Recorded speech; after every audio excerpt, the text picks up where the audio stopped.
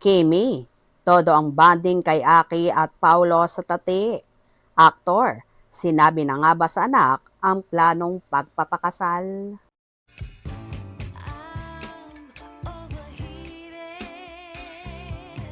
Can hardly sleep at night, doing crazy dreaming. You're the reason why. Hiding by the baby. Nagpasalamat kay Paulo Avellino ang mga followers nito dahil sa post nitong photo dump. Kasama sa mga larawang ipinost ang foto ng anak nito kay LJ Reyes na si Aki.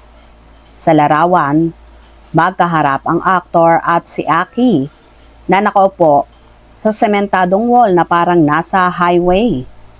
Bago ang litrato dahil malaki na si Aki, binata na.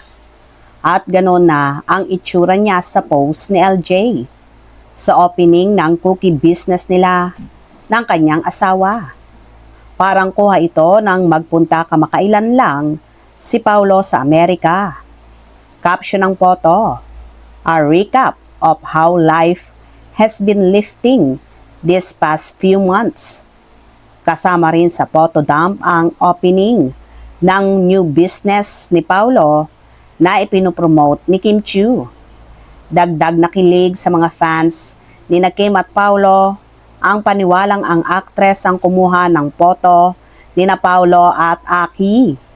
Ibig sabihin, magkasama ang Kim Pao nang bisitahin ni Paulo ang anak at baka ipinakilala na rin ni Paulo si Kim sa kanyang anak na binatilyo na. Kahit daw wala sa photo si Kim, ramdam pa rin ang presence nito dahil kay Kim nga ang cellphone na ginamit sa pagkuha ng photo ng mag-ama. Pati raw ang nakasukbit na kamera ni Paulo ay kay Kim din. Para sa Kim Pao fans, layag na ang relasyon nila. Tila todo na nga ang naging bonding ng tatlo sa tate. At ngayon na nga lang inilalapag ang mga resibo na nakatago sa baul. Posible nga bang sinabi na ni Paulo sa anak na si Aki ang planong pagpapakasal nila ni Kimi next year?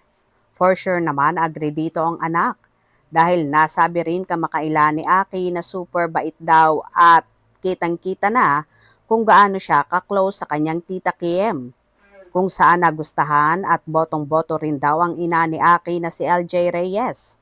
Sa TV host actress na parang si Kim Chiu lang daw ang nagustuhan ng dating kapuso star dahil ang napapabalita kamakailan ay di daw bet ni LJ Reyes ang mga naging excess jowa ni Paulo at tanging si Kimi lang ang todo support siya para sa mahusay na aktor at dating karelasyon kung saan pinalo niya pa ang Chinita Princess at nag-follow back naman ang multimedia idol kay LJ Reyes.